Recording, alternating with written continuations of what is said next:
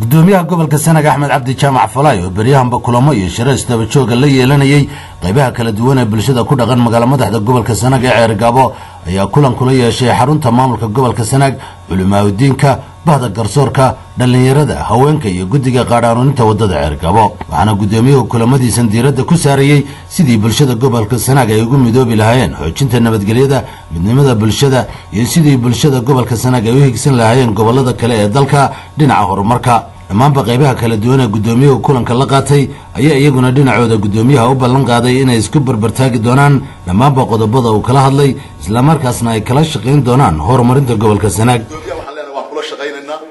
kuwii ka horeeyayna waanu la shaqayn jirnay adigana mudnaan dheeraadaan ku siinaynaayo laba mas'alo wax ku siinaynaa in culimada ba tahay gudoomiye Axmed Cabdiraxmaan Jaamac waligu waxa lagu wareegaa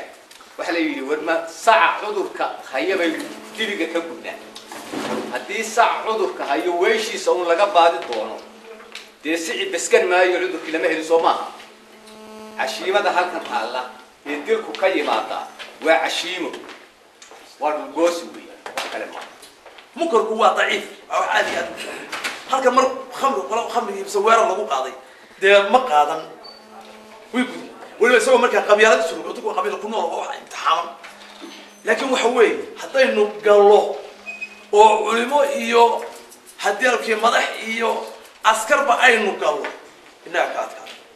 أيوه وقد العقد الإسبوعي مش كل يوم تكون سوق قبل الشغل في التاريخ قف ولا شغال أنا كذا ولا كلام بوبي ما أنت ولا بتجينا يا بول كذا كذا أنا كقولي هذا ما عنان تبان قادرنا شعب كنا عنان تامك قادرنا بس بركو يبادرنا عنان تامك أنا قلنا هذا من كسرك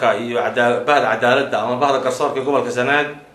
عادي أتبان وصل دوين بقدوميها عصب قبل كسناد أتبان وقبل قادنا إن الله شقينه. السلام كدي بعدي أتبان وصل دوينه الشركة ونقط في قدوميها مامل قبلكم. وحندوري هدي لها كدقو